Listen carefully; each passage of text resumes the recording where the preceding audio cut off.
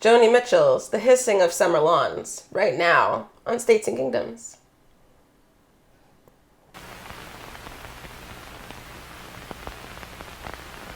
This was everyone to see 50 cents. 50 when cents. we bought this in the record shop. We left it on 50, there, just to make sure that everyone knows just how much money we spent on it. It's definitely not a great. No, it's not. Copy. It's got like a cut here, but the actual album sounds yeah, perfect. Yeah, it sounds great. It's a quadradisc. It sounds great. Anyway, yeah. So Joni Mitchell, 1975. Go. Well, I really do like Joni Mitchell a lot, especially right around this part of her period. Right around this phase of hers. Right. I should put this down. Yes. I basically, starting with For the Roses, that string of albums all the way to Don Juan's Reckless Daughter, I would say is my favorite. I think those albums are all remarkable, and not as much a fan of her earlier folksier stuff, although I think those are great songs too. But don't apologize. Sorry, Joni. Don't yell at me. Everyone's yelling at me.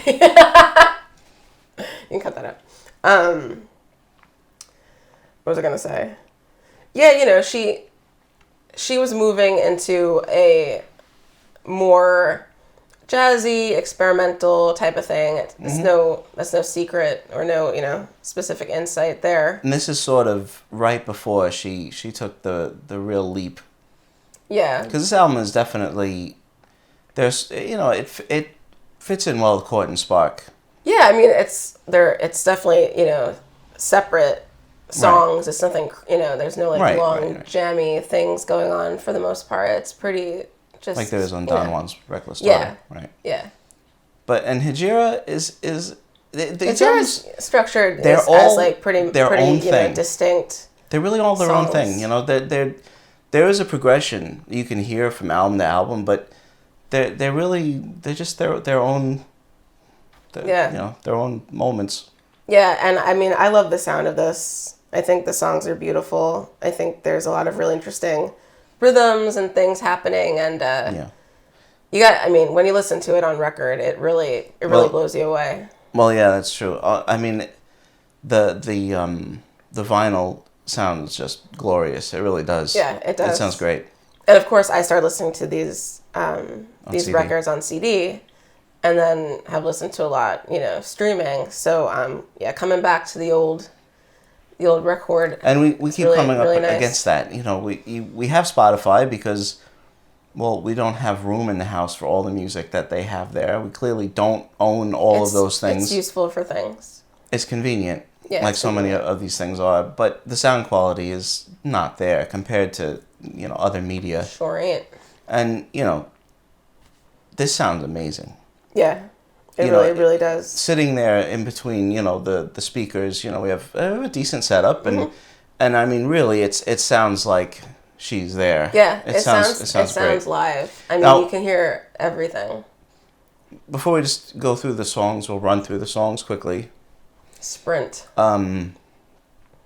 This really fits in well for you. I know this is like I mean, people don't, they don't know me. I don't know you, but you love Steely Dan. Yeah. You're a huge Genesis fan, a huge Yes fan. That's me. You love Al Jarreau. No, you don't. I don't know what. No, but I mean, the name. Those bands. And this really fits in perfectly well. I mean, it's not. I don't know. It's interesting because it's quite Steely Dan-ish, if for no other reason than... I dig that sound. They have so many people that Steely Dan was using, session musicians on this album. Yeah. Larry Carlton and, Skunk Baxter. Well, he is on... It's, so it's got that Steely Dan... It doesn't sound like Steely Dan. I'm saying it, but it's got... It's that period. That it's sound, it's got that the sound. jazzy sound, and same people. Yeah. Real West Coast sound. Yeah, it is. But, it sounds really good. You know, these albums are so, you know, you listen to them the way they're meant to be listened to. They're so amazing, so miraculous. All you know, this gets taken for granted. No, it's powerful. Listening it's such a fuller bodied sound, and it's so warm. I mean, these are things people talk about when you're talking about vinyl all the time. But I mean, right. But it's like, mostly it's really true. In opposition to the MP3s and the digital streaming. Yeah, it's just like all the layers in the music just spread out, and you just hear like this really whole thing. It's just awesome. So just run through the songs a little bit. Okay. Well, it opens with "In France They Kiss on Main Street." Next. You know, there's a lot of nuance on this album. And old aunts. And you can mid-aunts if you want to. Anyway, but no, there is. I mean, you know, each song offers you something a little bit different. It's you know, I'm not a huge Joni Mitchell fan. I mean, I've listened to, you know, a long time ago, I listened to Layers of the Canyon, listened to Blue. I didn't dislike them, but that's not really, that was not my thing at the time. And I heard all of this when you were listening to it. And this album is probably the one that I focused on most, like, you know, because of it's got really interesting sounds on this album. Because of Jungle Line. Jungle Line, yeah. That song's impossible not to like. It's awesome. It's impossible. It's just not possible. So it's got such a great groove and rhythm and melody and everything. But one of the things, I mean, musically, Joni Mitchell is, well, unavoidable. She's really unique. There's no one really like her. Lyrically, I've just never really connected with her. Well, you know I don't care about lyrics anyway. I know, which is funny. It's funny. Whatever. But bottles and cans, clap your hands. I don't care. But on this album, I do like a number of the lyrics, and no, I do too. I like the first song. I'm horrible with songs. I'm horrible with these titles. In France They Kiss on Main Street. In France They Kiss on Main Street. Yeah. And the Jungle Line. I think so. In France Jungle They Kiss. Cruise. Which one? The one not at Disney. I think In France They Kiss on Main Street just sets such a really great tone for the album. It just kind of puts you in a place. But it doesn't give you any clue as to what's coming. No. At all. So then Jungle Line kind of just like jumps at you. Yeah. And it's like hypnotic. Yeah. Mm. And, you know, like she says Russo, so I always kind of picture like an Italian guy. I always picture the paintings and stuff. Which, you know, when I was in art school listening to this, I thought it was so cool. Yeah, and you weren't. But, you know, after that, I like Yes and XTC. Love me. It didn't work. No, I mean but you know that's the thing. Each song is something like fresh. It's something new. I think really it is. Yeah. Because it just unfolds. I was just gonna say unfold. I was literally gonna say it just keeps unfolding. And it's really really great that way. Yeah. Really so like Edith and the Kingpin is a little bit more of a narrative. Yeah. So you're really following like, you know, this couple, and it's kind of a, you know, like a story about them. Which I like. I like the melody. I like that a lot. Yeah, it's a really beautiful melody. I like the melody, yeah.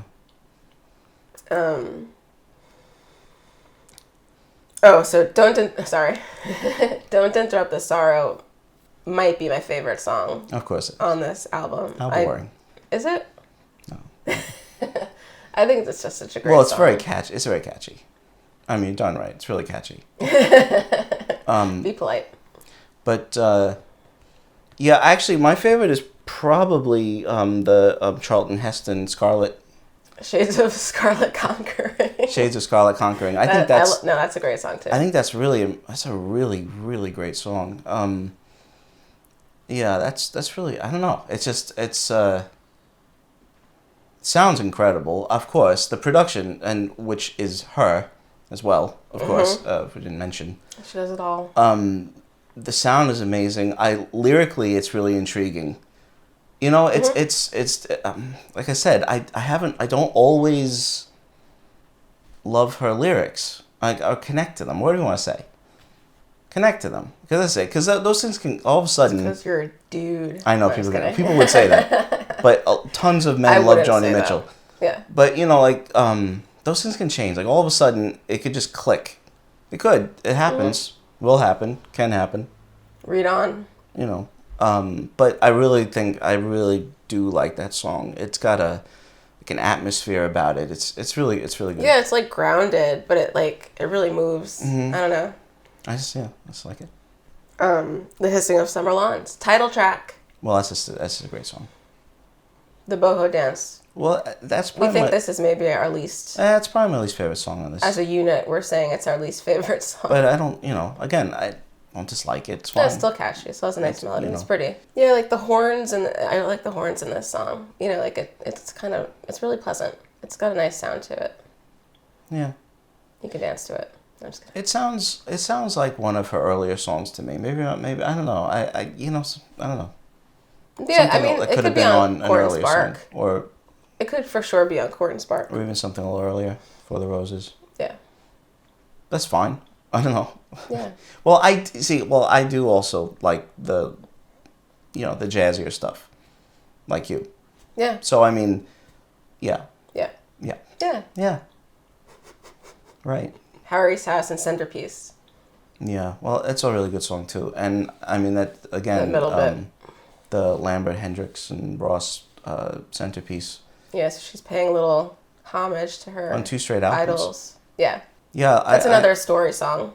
Yeah. Which I like. I like it when she does it. The more narrative songs. She does that really well. Yeah, she does, and people often talk about her more confessional songs. But she writes a lot of more narrative heavy songs. Yeah, she does. She's really not She's good at it. Obviously, she's I'm a girl and I'm sad and I'm writing about it. Mm-hmm. Sweet Bird is a nice song. Yeah, I read that this could be inspired by Sweet Bird of Youth, and that's possible because at the end of the song she does hit that guy in the face with the cane, but I don't really know what else. How did you even make that connection?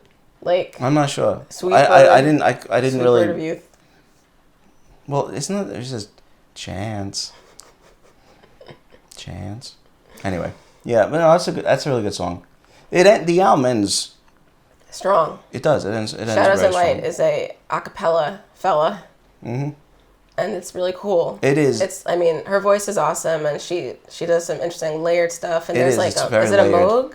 What is on that? She is using a Moog on this, yeah. Yeah. So. And others. I think there's an ARP. There's a Moog. So technically, it's not full acapella. No, but it sounds like it, but it's got. It's just capella. But it's just capella. Yeah. But it's got those really cool atmospheric. It's very it's really really something it's evocative. There's a lot more going on than you might think just listening to it once, but there's the whole album. It's a lot going on. There's a lot going on, especially you really hear it on record. Yeah, it's really really well produced. It gives you. I use it sounds like. It gives you a real sonic landscape. This album, it really does. It's righteous. I know she's a painter, so it's got a. And I do love I love musicians that can also draw and paint. I just always think that's super cool.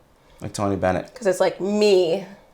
Did I say that in another video really recently? Probably. You just me. Me. It's like me.